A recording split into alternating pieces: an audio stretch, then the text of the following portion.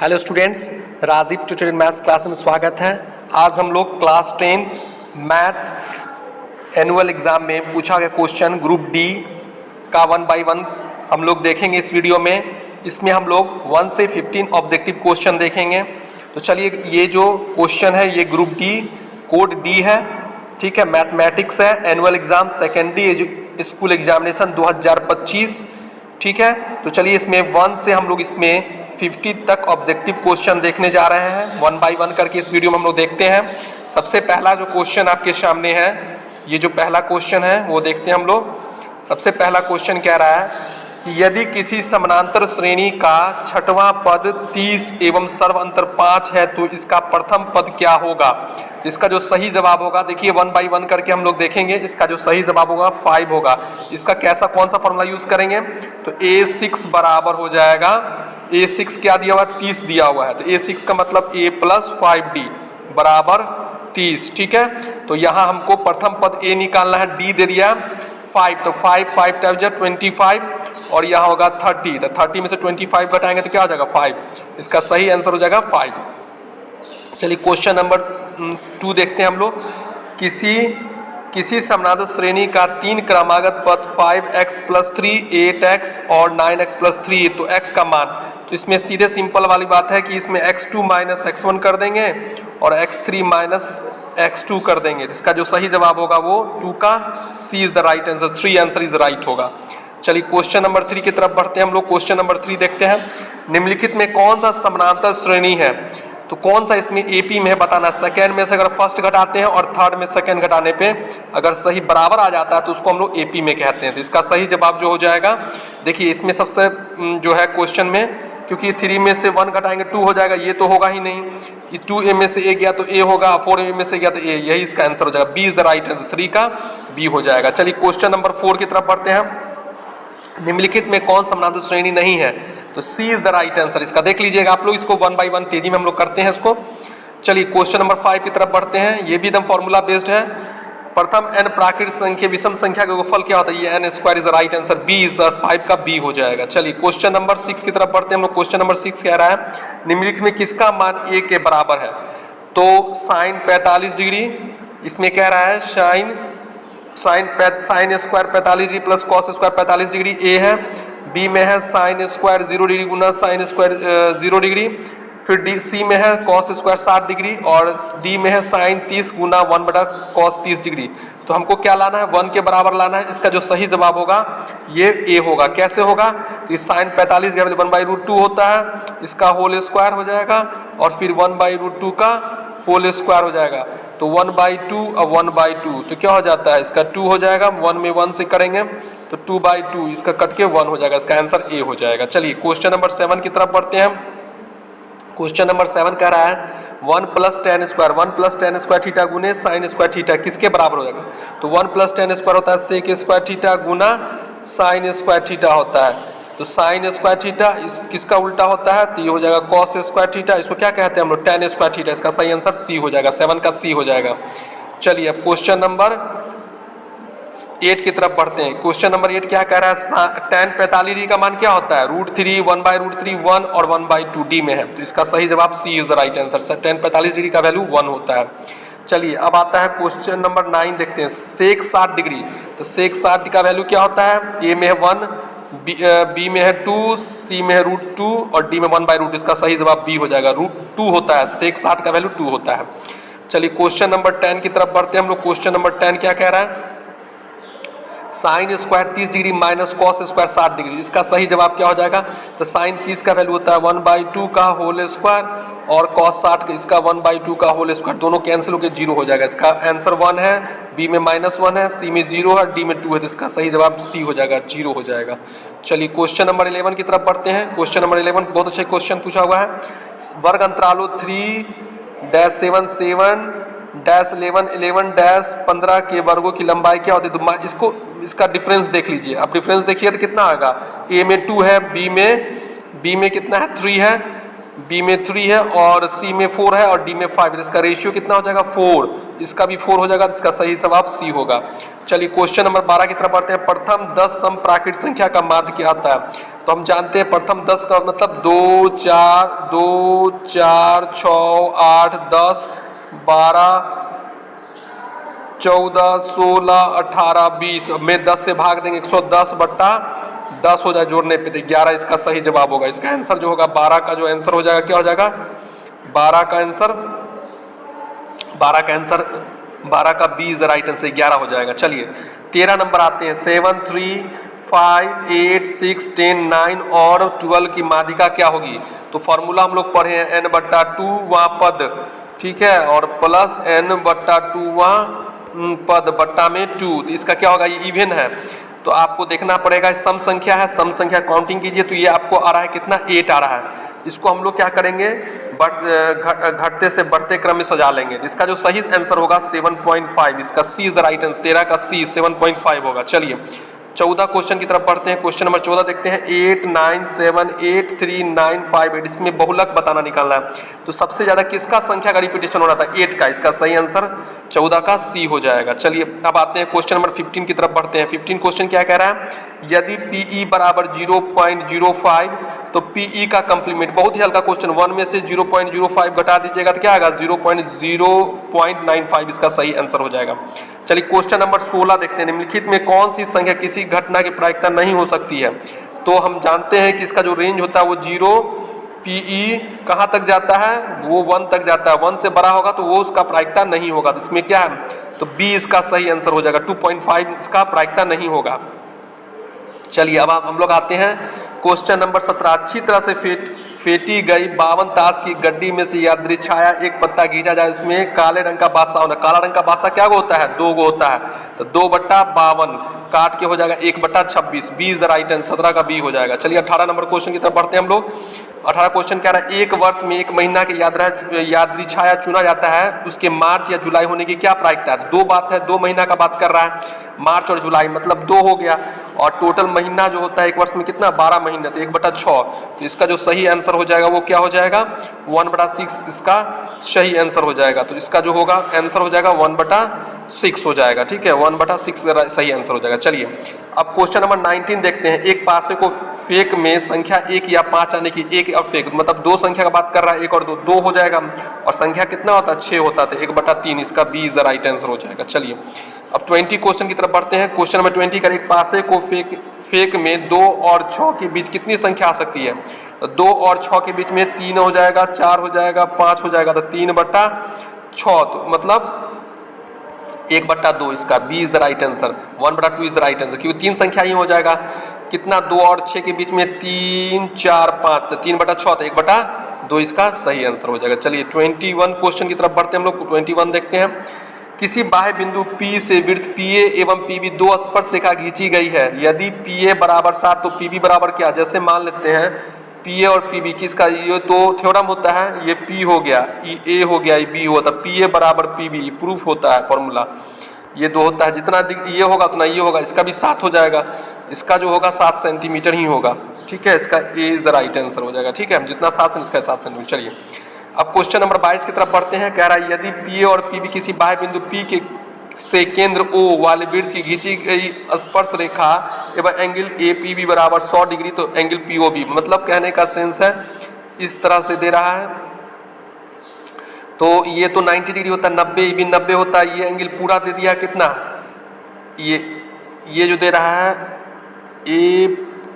APB ये पूरा कितना? 100 है। ठीक है, तो हमको कह रहा है क्या निकालना है कि निकालना क्या है? POA ये निकालना, ये वाला एंगल निकाल, PO ये एंगल निकालना है। ठीक है, तो ये पूरा हमको पता होना चाहिए, तो ये कितना? आधा हो जाता है, तो टोटल कितना हो जाएगा इसका? 100 इसका जो हो जाएगा 100 ये हो जाएगा 80 हो जाएगा, 80 में 2 से भाग देंगे तो 40 डिग्री इसका सही आंसर हो जाएगा। ठीक है, तो चलिए अगला क्वेश्चन 23 की तरफ बढ़ते हैं हम लोग। 23 में कह रहा है यदि जीवा AB वृत्त के केंद्र पर 50 डिग्री कोण आंतरित करता है, ठीक है, इसमें आंतरित करता है, तो P और B बिंदु पे खींची गई स्पर्श रेखा के बीच कितना कोण बनाता है? देखिए ये इसका इस तरह से कुछ क्वेश्चन बनेगा। देखिए ये हुआ, इस पे हुआ, इस पर ये भी 90 डिग्री, ये भी 90 डिग्री, ये दे रहा है आपको 50 डिग्री। तो ये एंगल आपको फाइंड आउट करना है।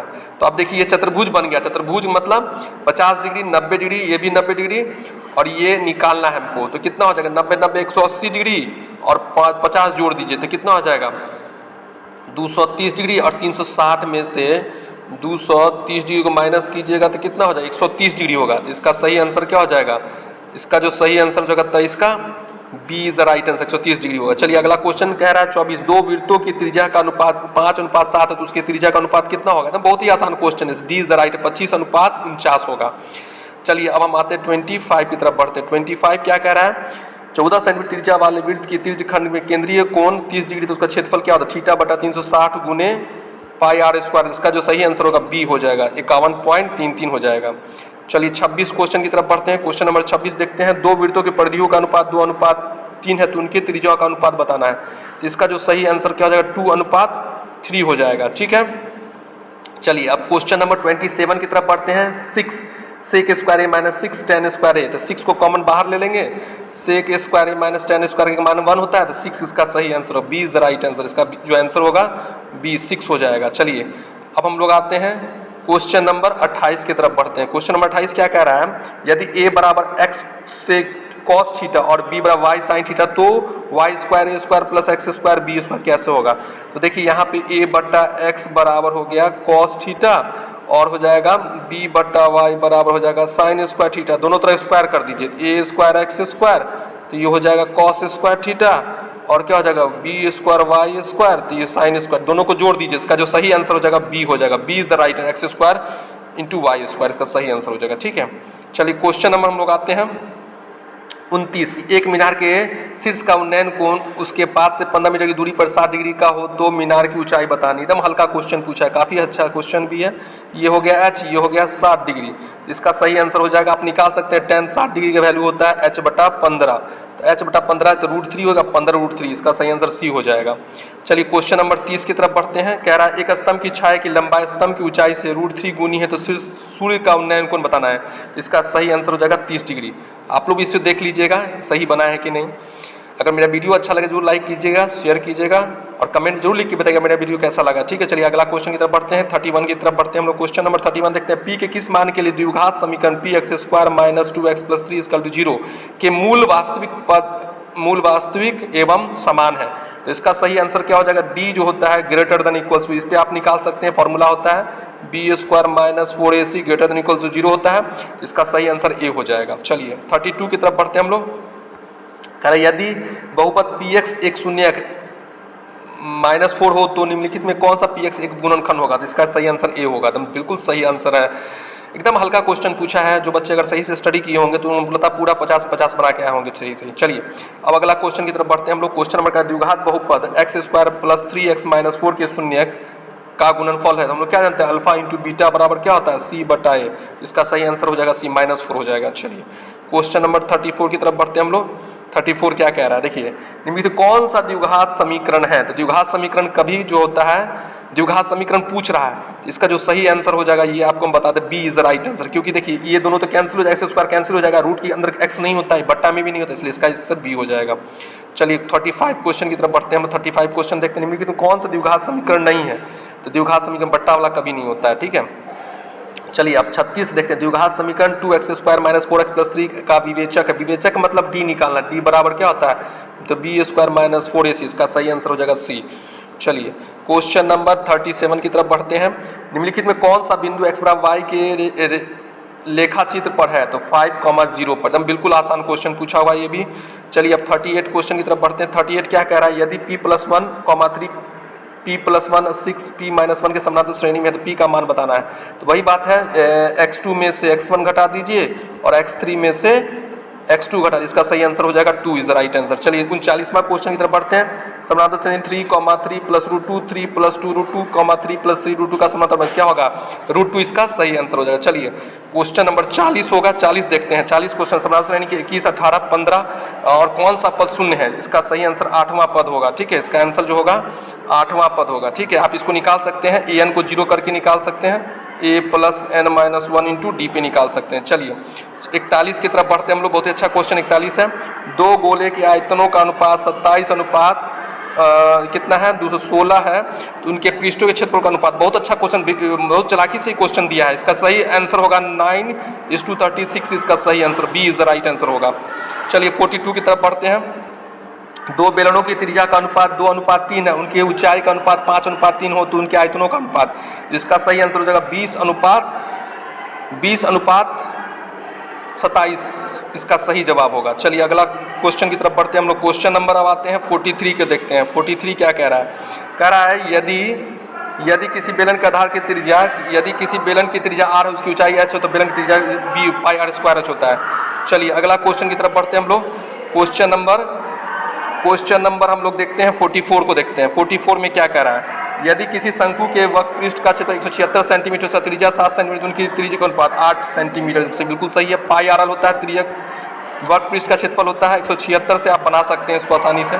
चलिए क्वेश्चन नंबर 45 को देखते हैं हम लोग। 45 देखते हैं। यदि किसी घन का विकर्ण की लंबाई 6√3 सेंटीमीटर, तो कोण की लंबाई मतलब ए निकालना है। तो हम जानते हैं √3 गुना ए जो होता है कितना दिया हुआ है 6√3, तो काट दीजिए तो ए हो गया 6। इसका आंसर बी हो जाएगा। चलिए 46 की तरफ बढ़ते हैं। Sine 33 into cos 57 degree plus sine 57 degree into cos 33 degree.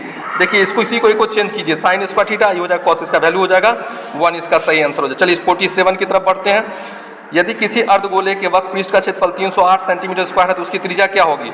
इसका सही आंसर हो जाएगा 7 सेंटीमीटर। बिल्कुल सही आंसर होगा। जो भी हम बता रहे हैं बिल्कुल सही, मतलब सही हम आंसर बता रहे हैं। आप लोग जरूर देखिए, आप लोग भी बताइए कमेंट आपका कितना सही हो रहा है। ठीक है, चलिए अब 48 की तरफ बढ़ते हैं। क्वेश्चन नंबर 48 देखते हैं। यदि किसी गोले की त्रिज्या दुगुनी हो जाए तो उसका आयतन क्या होता है। तो गोला का आयतन क्या होता है 4/3 पाई आर क्यू होता है। ठीक है, तो 2 का क्यू क्या होता है 8 गुना हो जाएगा। इसका क्या हो जाएगा आंसर 8 गुना हो जाएगा। D is the right answer. ठीक है, इसका जो आंसर हो जाएगा D is the right answer. चलिए क्वेश्चन नंबर हम लोग आते हैं 49 की तरफ बढ़ते हैं। 49 क्या कह रहा है। यदि sine theta plus sine square theta 1 हो, तो cos square theta plus cos 4 theta का मान क्या होता है। बहुत ही अच्छा क्वेश्चन ही भी है, ये हम बच्चों लोग को पढ़ाए भी थे। बहुत अच्छा क्वेश्चन है, पूछा हुआ अच्छा क्वेश्चन। इसका जो सही आंसर हो जाएगा 1 हो जाएगा। ठीक है, चलिए अब लास्ट क्वेश्चन हम लोग देख रहे हैं 50 क्वेश्चन। क्वेश्चन नंबर 50 को देखते हैं कितना इसका सही है। ठीक है, इसका आंसर क्या होगा देखिए tan थीटा बटा सेक थीटा माइनस 1। ठीक है, इसको हम लोग जब देखते हैं, इसको हम लोग क्वेश्चन को देख रहे हैं। ये tan थीटा बटा सेक थीटा माइनस 1 प्लस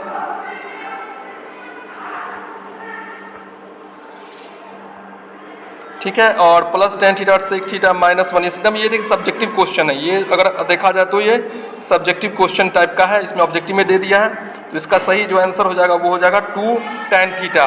ठीक है, ये सब्जेक्टिव है और ये ऑब्जेक्टिव में दे दिया, मगर ये सब्जेक्टिव टाइप का क्वेश्चन है। इसका जो सही आंसर हो जाएगा आप इसको बना सकते हैं। इसका सही आंसर हो जाएगा 2 tan थीटा। तो चलिए अपने वीडियो को हम यहीं समाप्त करते हैं, फिर नेक्स्ट वीडियो मिलते हैं। तब तक के लिए जय हिंद जय भारत। और आप लोग जरूर मुझे कमेंट में बताइए आपका कितना सही हुआ। ठीक है, चलिए आप लोग एग्जाम का तैयारी करते रहिए नेक्स्ट एग्जाम के लिए। तब तक के लिए जय हिंद जय भारत।